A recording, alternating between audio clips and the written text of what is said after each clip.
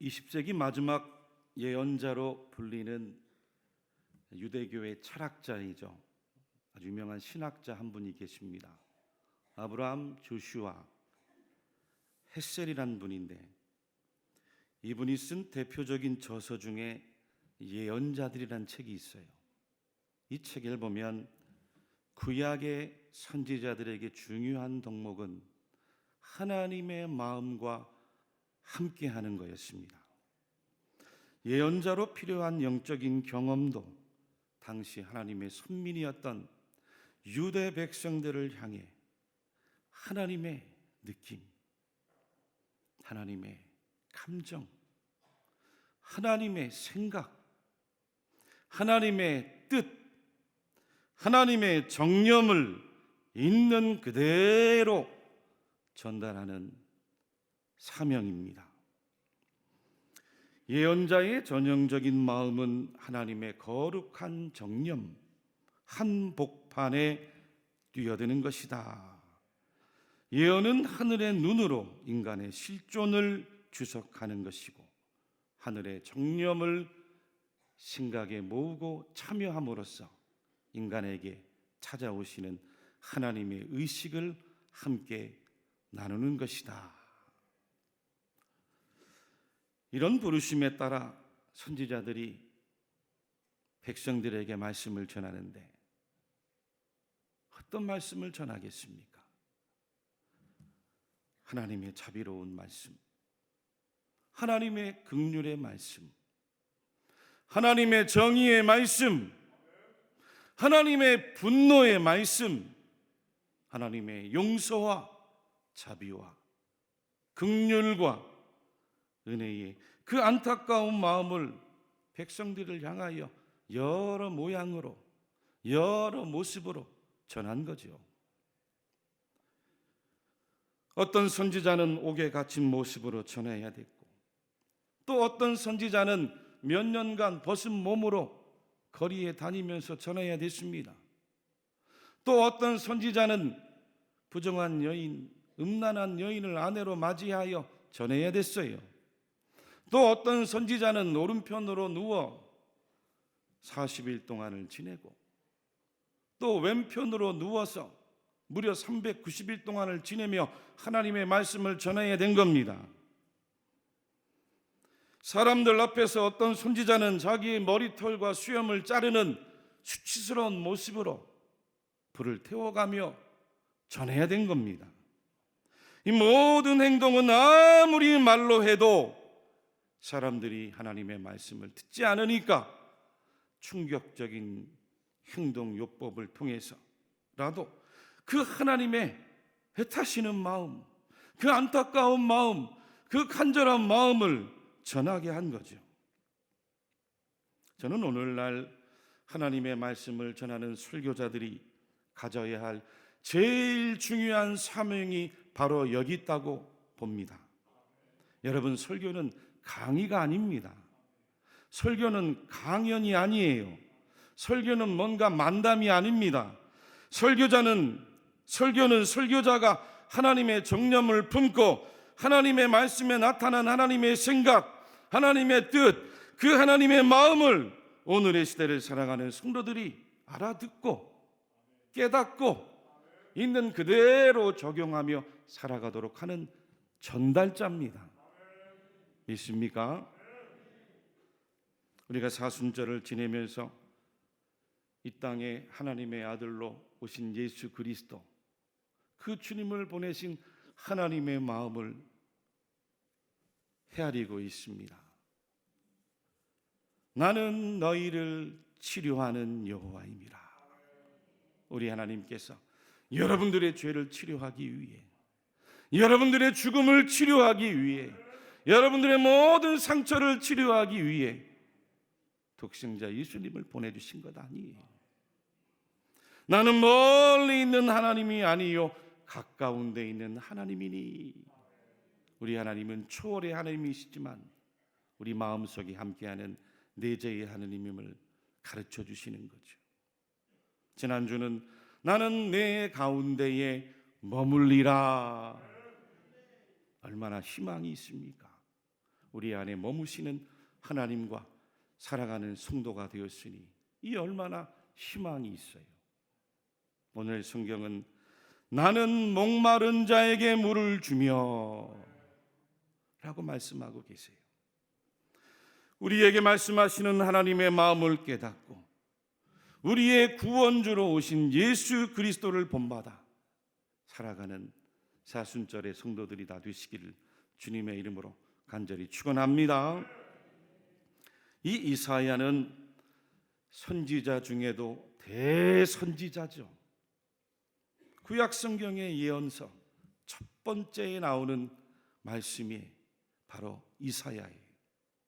분량도 66장이나 돼요. 그만큼 이사야가 하나님의 말씀을 기도하면서 많이 받을 만큼 신령한 선지자였기 때문입니다. 20세의 약간의 나이로 부르심을 받아서 유대 왕조 우시야, 요담, 아하스, 히스기야 이 4대 왕조가 지나가는 가운데 무려 50년 동안을 말씀을 전했어요.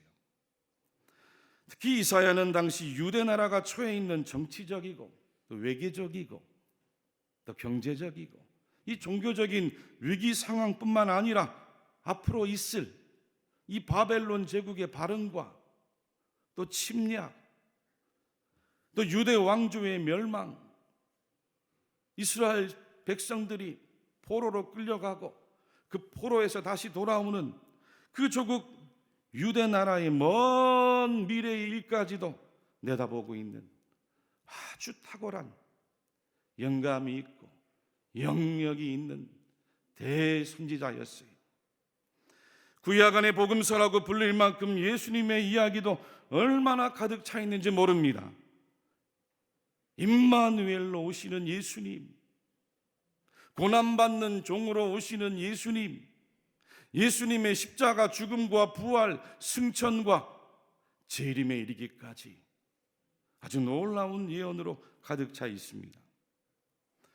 오늘 본문 5절 말씀에도 보면 한 사람은 이르기를 나는 여호와께 속하였다 할 것이며 또 한 사람은 야곱의 이름으로 자기를 부를 것이며 또 다른 사람은 자기가 여호와께 속하였음을 그의 손으로 기록하고 이스라엘의 이름으로 존귀히 여김을 받으리라. 얼마나 아름답고 놀라운 이야기입니까? 하나님의 구원하심이 예수님 때문에 이스라엘뿐만 아니라 이방인들까지도 전 인류의 전 세계를 향하여 뻗어나갈 것임을 말씀한 거죠.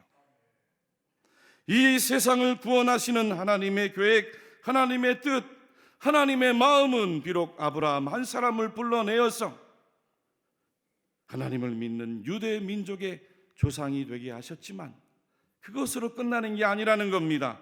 온 세상이 구원에 이르는 겁니다. 온 인류가 구원에 이르는 거예요. 온 민족과 나라와 족속이 하나님의 구원에 이르도록 믿음의 조상, 복의 근원, 축복의 통로가 되게 하신다는 뜻이었어요. 하나님의 구원하심에는 유대인도 헬라인도 로마인도 차별이 없는 겁니다. 하나님의 구원하심에는 죄인도 의인도 원수도 친구도 예수 그리스도 안에서 차별이 없는 거예요.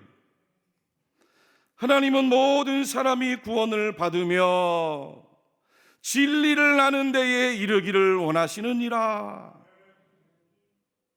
믿습니까? 이러한 하나님의 마음을 안다면 유대 백성들이 하나님 말씀대로 하나님 마음대로 그 하나님 마음과 합하여 살아가야죠. 하나님의 말씀대로 살아가야 됩니다. 이방인들에게 살아계신 하나님을 전해야 됐습니다.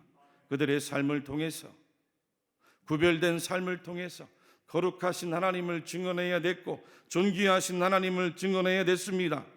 전능하신 하나님, 만물을 창조하신 하나님, 은혜와 구원을 베풀기에 인색하지 않으신 하나님, 그 사랑의 하나님을 전해야 되는 게 그들이 구원받은 사명이에요. 그런데 그들의 행태가 이방인과 다르지 않았습니다. 그저 입술로만 하나님을 신앙했지 삶으로 행위로는 하나님을 믿지 않는 주변의 이방인들과 별 차이가 없었어요. 오히려 윤리적으로 더 타락했어요. 경제적으로도 자기들의 탐욕을 위해서 거짓말을 하고 약자를 돌보라고 하신 율법과는 전혀 다르게 이간질을 하고 더 잔인하게 착취를 해나간 겁니다. 종교적으로도 하나님을 이방인들처럼 또 다른 신으로 여겨서 그렇게 하나님을 전락시킨 거죠. 외교 정세도 마찬가지입니다. 북으로는 아수르가 있고 남으로는 애굽이 있는 그 사이에 껴서 외교적 줄타기를 하면서 인간적인 술수만을 꾀하고 있었던 겁니다. 모양으로만, 혈통으로만, 입술로만 아브라함의 후손이요 하나님의 선민이라 했지 삶 속에서는 전혀 하나님의 뜻과 마음과는 상관없이 살아가고 있었던 거예요. 그런 안타까운 하나님의 마음을 이사야 선지를 통해 백성들에게 전하고 있었던 겁니다. 1절, 2절 말씀을 같이 한번 한 목소리로 읽어보겠습니다. 시작. 나의 종 야곱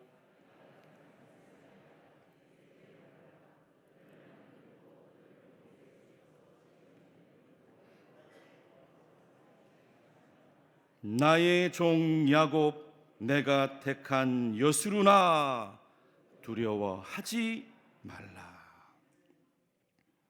요즘 우리 사회가 이단 사이비 종파 때문에 얼마나 폐해가 심각한지 모릅니다. 여러분들 뉴스를 통해서 다 들으셨겠지만 JMS 정명석이라든지 신천지의 이만희, 또 하나님의 교회의 장길자와 같은 이름과 모양이 비슷한 이단 사이비 종파와 교주에게 빠져서 인생을 그르친 사람들이 너무나 많아요. 며칠 전에도 대구 시내에서 목회하시는 어느 목사님과 대화를 하게 됐는데 하시는 이야기가 아는 지인분의 딸이 이 JMS 정명석에게 빠져서 집을 나갔다는 거예요. 참 예쁘고 공부도 잘했는데 가정이 풍지박산이 난 거죠. 피눈물이 나는 겁니다. 그 이야기를 들으면서 왜 그렇게 어리석을까? 왜 그런 어리석은 일들을 할까? 답답한 마음을 금할 수 없었는데 기도하면서 깨닫는 하나님의 마음이 그렇구나. 우리가 성도로 살아가지 못하니까, 우리가 성도로 제대로 살아가지 못하니까 무늬와 모양만 비슷한 이단 사이비들이 판을 치는구나. 교회에서도 성도로 살아가지 못하니까, 말씀대로 살아가지 못하니까 이단과 사이비들이 그럴듯한 모양으로 흉내를 내면서 찾아와서 사람들을 미혹하고 유혹하는 거죠. 종교가 타락하니까 조금만 잘해줘도 상처받은 사람들이 쉽게 넘어지고 끌려가는 겁니다. 교회에서 성도들의 영혼을 잘 돌봐야 하는 제일 큰 책임 있는 목사로서 그렇구나, 내가 먼저 하나님 앞에 회개해야 되는구나, 내가 회개해야 될 문제구나, 하나님 앞에 절절한 기도를 올리게 됐습니다. 사랑하는 교우 여러분, 오늘 하나님께서 나의 종 야곱아, 나의 택한 이스라엘아, 들으라, 들으라, 들으라고 말씀하시는 거예요. 하나님의 말씀을 듣지 않고 살아가니까 제발 좀 들어라. 무엇을 들으라는 겁니까? 너를 만들고 너를 모태에서부터 지어낸 네가 누구냐? 너를 진정 도와줄 네가 누구냐?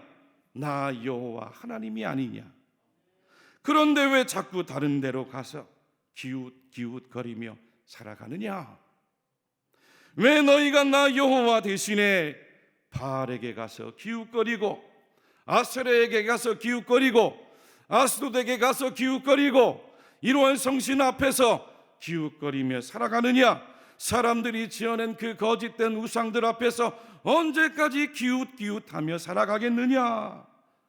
언제까지 아수르와 애굽의 나라와 그들의 왕, 그들의 군사들, 그들의 병거들 앞에서 두려워 떨며 살아가고 있겠느냐 하시는 우리 하나님의 절절한 마음, 안타까운 마음을 전해주고 있었던 겁니다. 특별히 2절 하반절에서 내가 택한 여수르나 라고 부르셨어요. 이 여수르이라는 것은 이스라엘을 향한 하나님의 애칭이죠. 별명입니다. 여러분은 가정에서도 자녀들의 주민등록 등록상에 기록된 이름 말고 예쁜 이름, 사랑스러운 마음 부르잖아요. 하나님께서 이스라엘 백성들을 얼마나 사랑하셨으면 여수르나, 온전한 자, 정직한 자, 올바른 자, 죄에서 구원하여 거룩한 율법을 주시고 온전하게 살라고, 바르게 살라고, 정직하게 살라고, 여수르로 살라고 말씀하시는 겁니다. 너희는 나 하나님 여호와의 지극한 사랑을 입은 거룩한 사람들이지 않느냐? 영적인 사람들이지 않느냐? 영광스러운 여수르의 이름을 가진 하나님의 백성들이지 않느냐? 여러분, 구약에만 그렇습니까? 오늘도 우리가 신약의 여수르입니다. 구약의 여수르를 부르신 하나님은 오늘도 우리가 예수님 때문에 성도로, 그리스도인으로 부름받은 존재임을 잊지 마십시오.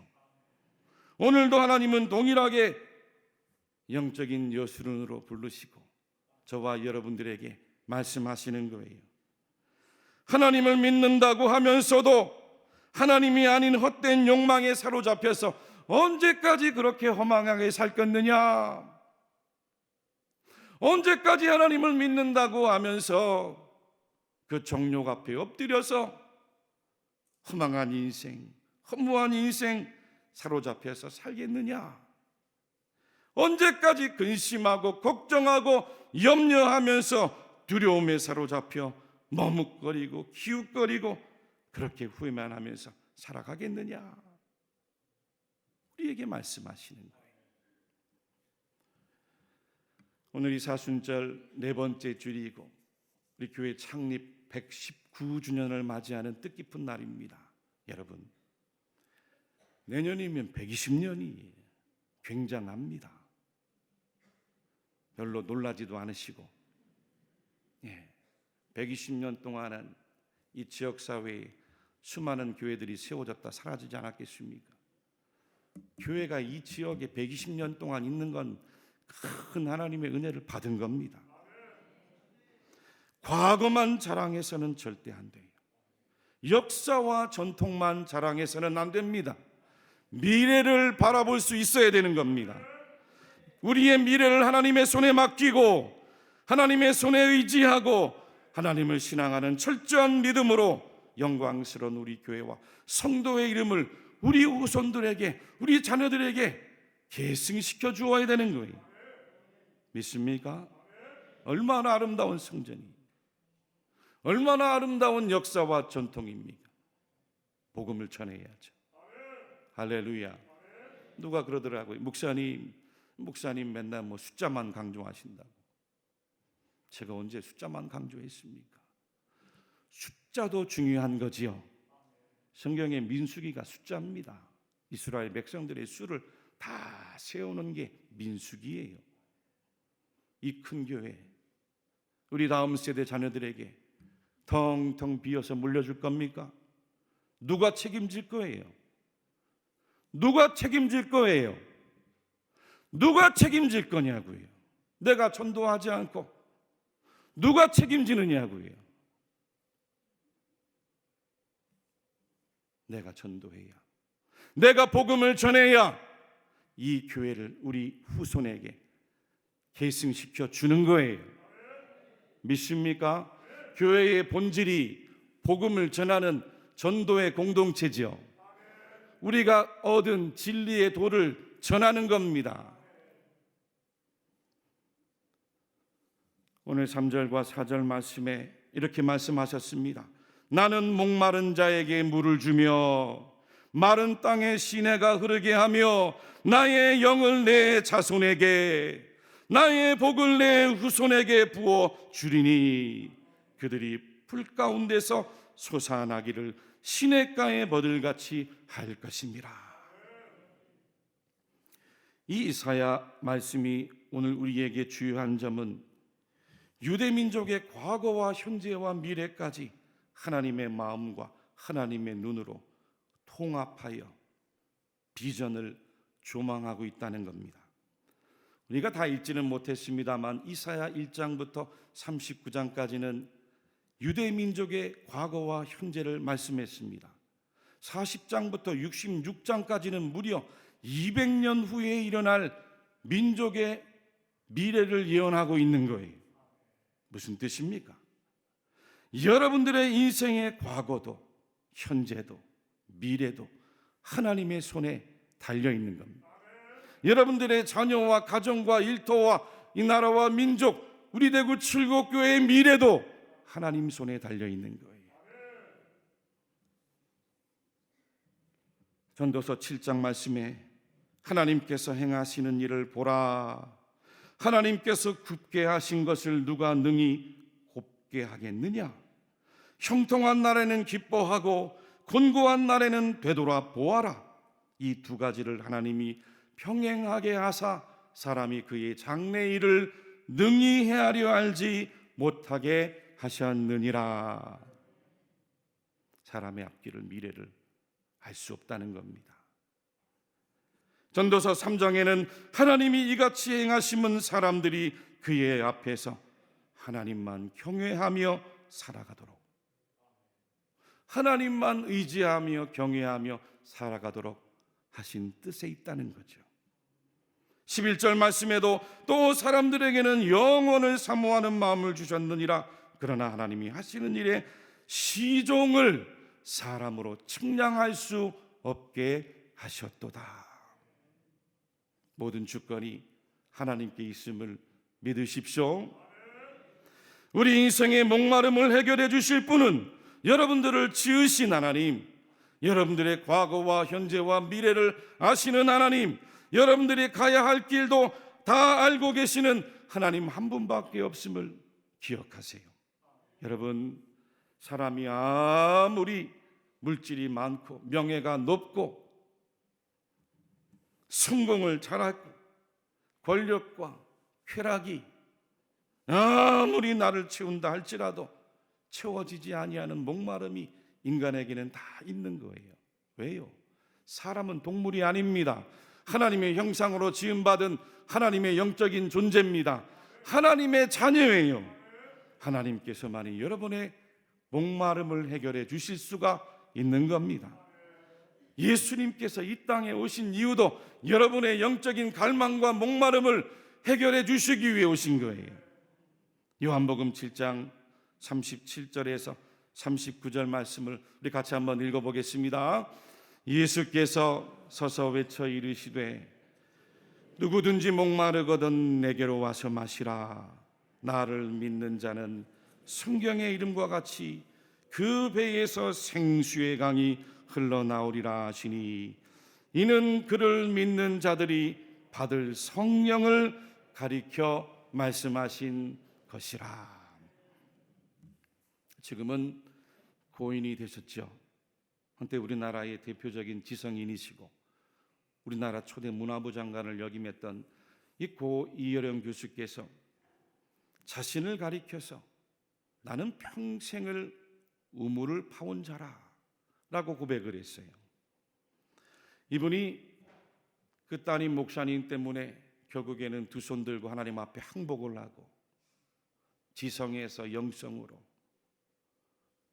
자기의 삶을 건너뛰었는데 나중에 예수님 만나고 나서 간증한 이야기를 책에 이렇게 고백해 놓았습니다.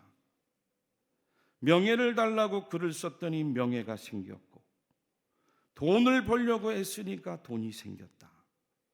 또 병 때문에 병원에 다니니까 병이 나았다. 어느 날 너무나 외로워 극장에 가서 영화를 보고 좋아하는 글을 봐도 채워지지 않는 혼자라는 절대 고독에 괴로웠다. 어느 순간 그 갈증이 진리에 대한 갈증이요 창조주에 대한 목마름임을 깨달았다. 그리고 예수님 앞에 나는 죄인입니다 고백하고 세례를 받은 거 아닙니까? 오늘 말씀에도 하나님께서 우리에게, 여러분들에게 말씀하고 계신 거예요. 우리 하나님께서 나는 너희에게 목마른 자에게 물을 주노라. 나는 마른 땅에도 시내가 흐르게 할 것이다. 내가 나의 영을 나의 자손들에게, 너의 자손들에게 주실 것이다. 내가 나의 복을 너희 후손들에게 부어 주실 것이다. 비록 그들이 마른 땅의 풀과 같을지라도 시냇가의 버들과 같이 가뭄 가운데도 마르지 않는 푸르고 열매 맺는 인생이 되게 할 것이다. 믿습니까? 여러분, 누구에게예요? 내가 택한 자입니다. 하나님이 택한 자이에요. 하나님께서 지은 자예요. 하나님께서 예수님을 보내주시고 구원받게 하신 바로 여러분들이에요. 인생의 목마름을 다른 곳에서 찾지 마시고 하나님에게서 구하십시오. 나의 채워지지 아니하는 그 인생의 목마름 하나님 앞에서 발견하십시오. 영원한 생명이 되시는 하나님만을 목말라 하면서 신령한 성도들로 영적인 여술은으로 무늬만 모양만 있는 성도가 아니라 하나님의 말씀에 따라 살아가는 그리스도를 본받아 살아가는 대구 칠곡의 성도들이 다 되시기를 주님의 이름으로 간절히 축원합니다.